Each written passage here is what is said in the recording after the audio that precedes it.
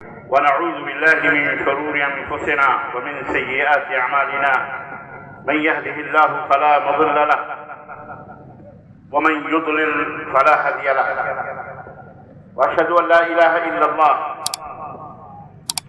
وأشهد أن محمدا عبده ورسوله أما بعد فإن خير الحديث كتاب الله وخير الهدي هدي محمد صلى الله عليه وسلم وشر الأمور محدثاتها وكل محدثة بدعة وكل بدعة ضلالة وكل ضلالة في النار. قال الله تبارك وتعالى: يا أيها الذين آمنوا اتقوا الله حق تقاته ولا تموتن إلا وأنتم مسلمون. يا أيها الناس اتقوا ربكم الذي خلقكم من نفس واحدة وخلق منها زوجها وبث منهما رجالا كثيرا ونساء واتقوا الله الذي تساءلون به والأرحام إن الله كان عليكم رقيبا. يا أيها الذين آمنوا اتقوا الله وقولوا قولا سديدا يصلح لكم أعمالكم ويغفر لكم ذنوبكم ومن يطع الله ورسوله فقد فاز فوزا عظيما. اللهم صل على محمد وعلى آل محمد كما صليت على إبراهيم وعلى آل إبراهيم إنك حميد مجيد. اللهم بارك على محمد وعلى آل محمد كما باركت على إبراهيم وعلى آل إبراهيم إنك حميد مجيد. تمام قسم کی حمد و ثنا، کبریائی اور بڑائی اس اللہ عز و جل کے لیے لائق و زیبہ ہے جس سے ہمیں اور آپ کو پیدا فرمایا، اور بیش بہا درود و سلام اس ذات مبارکہ مطہرہ پر جن کا نام نامی اسم گرامی احمد مصطفیٰ محمد مصطفیٰ صلی اللہ علیہ وسلم.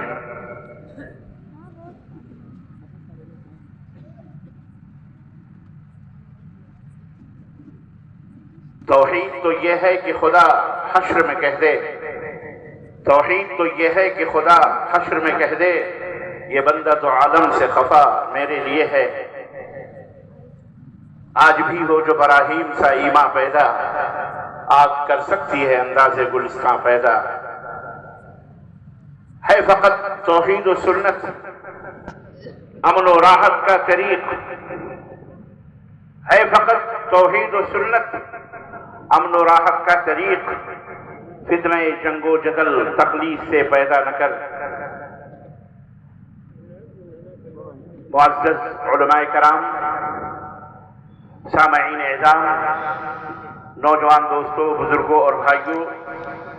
اور قابل احترام پردہ نشین ماں اور بہنوں اور بیٹیوں اور عزیز بچوں، آج بتاریخ 22 مئی سن 2024 عیسوی کو اس تاریخی اور علمی بستی جسے کوڑو بوڑھیار کے نام سے یاد کیا جاتا ہے، اس میں اس جلسے عام کو خطاب کرنے کے لیے مجھے جس موضوع پر حکم دیا گیا ہے وہ موضوع ہے توحید اور شرک. اس کی وضاحت، اس کی تشریح، اس کے فوائد، اس کی منفعتیں، اس کا اثر اور اس کے شرک کے نقصانات اور ان کے اثرات کیا ہیں، ان تمام سب موضوع چیزوں پر اس مختصر سے موضوع میں، اس مختصر سے وقت میں سمیٹنے کی سعادت حاصل کر رہا ہوں. اللہ عز و جل سے دعا ہے کہ اللہ کہنے اور سننے سے زیادہ عمل کرنے کی توفیق عطا فرمائے. آمین آمین یا رب العالمین. میں وقت کی نزاکت کو محسوس کرتے ہوئے بلا کسی تمہید کے اپنے موضوع میں داخل ہونا چاہ رہا ہوں، اور اس موضوع کی اہمیت مختصر الفاظ میں یوں بیان کرنا چاہ رہا ہوں کہ یہ موضوع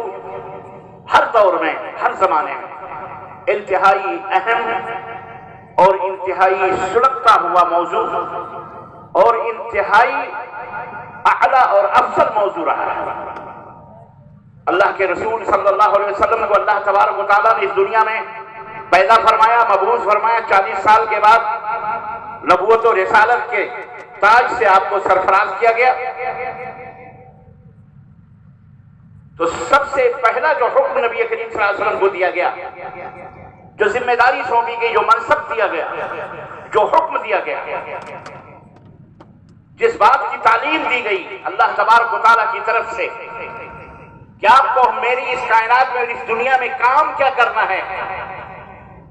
یہ بات سمجھنے کی عزیزان ملت اسلامیہ، میرے دوستوں اور بھائیوں، یہ بڑا اہم موضوع ہے، بڑا سلگتا ہوا موضوع، بہت ضروری بھی ہے۔ اسی ذمہ دار اسٹیج سے جو موضوع مجھے ملا ہے، یہ یقیناً کسی بات کی طرف اشارہ کر رہا ہے کہ ہمارے درمیان، جبکہ ہم سب اپنے آپ کو مسلمان کہتے ہیں،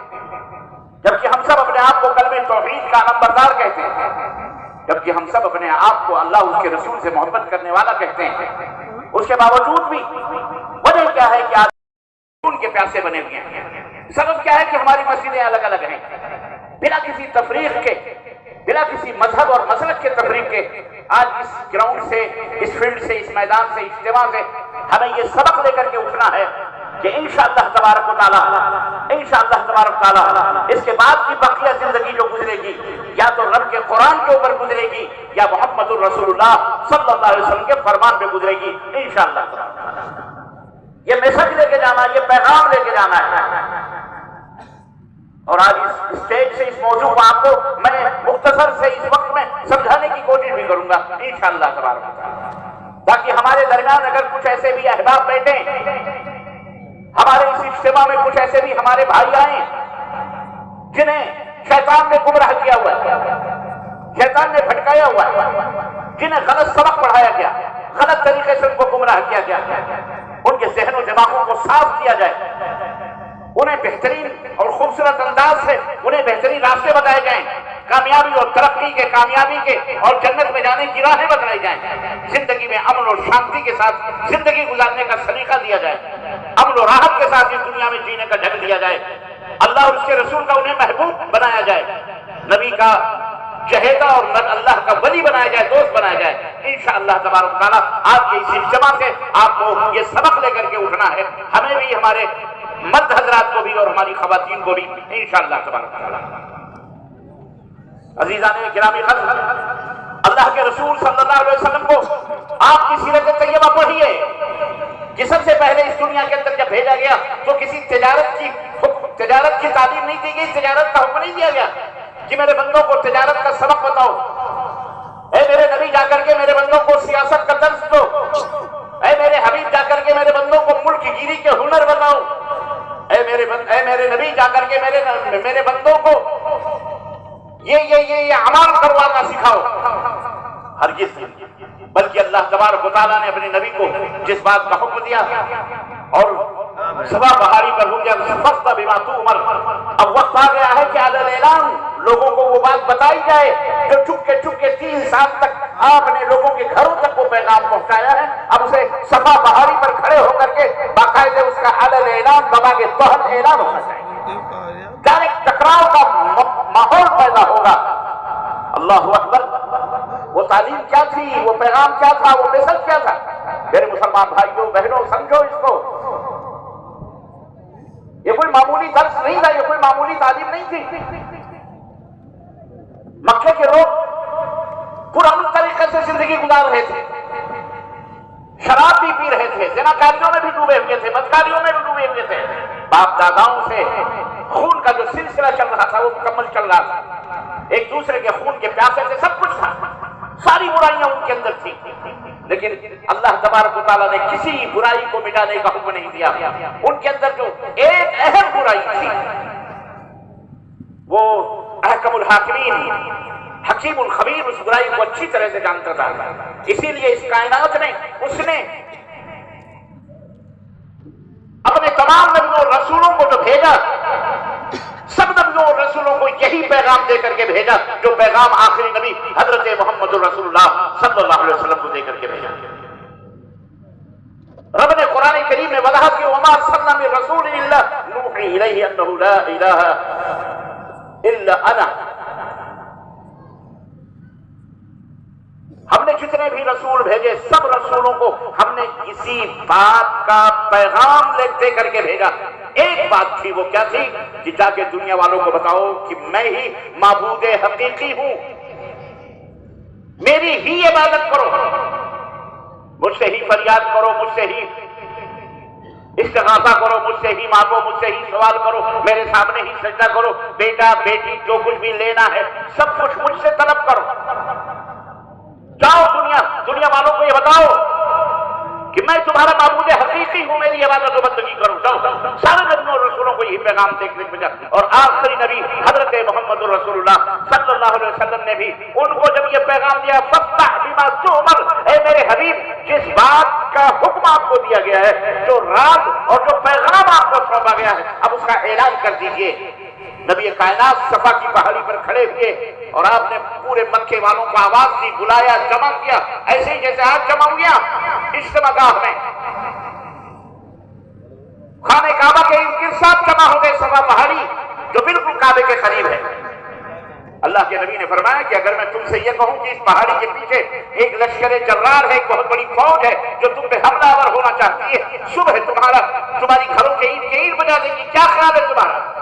ہماری اس بات کو تم تسلیم کرتے ہو؟ سبوں نے کہا ہاں بالکل، کیونکہ آپ کو ہم نے 40 برس تک کبھی جھوٹ بولتے ہوئے نہیں دیکھا، آپ نے کبھی جھوٹ نہیں کہا ہے، آپ نے جب بھی زبان کھولی ہے سچائی کی زبان کھولی، آپ صادق الامین ہیں۔ اللہ اکبر، اتنا بڑا رتبہ، اتنا بڑا مقام سماج اور معاشرے میں نبی کریم صلی اللہ علیہ وسلم کو حاصل تھا۔ پاکیزہ نوجوانوں میں ایک بہترین نوجوان کی حیثیت سے آپ پورے مکے کے اندر ایک رتبہ، ایک مقام رکھتے تھے، سارے مکے کے لوگ آپ کی عزت کرتے تھے، احترام کرتے تھے، آپ کے ہر فیصلے کے اوپر اپنے سروں کو جھکا لیا کرتے تھے۔ وہ عادت تھا نبی کائنات صلی اللہ علیہ وسلم کا، وہ رتبہ تھا، وہ مقام تھا۔ چنانچہ صفا کی پہاڑی سے اپنی شخصیت کو منوایا نبی کائنات نے۔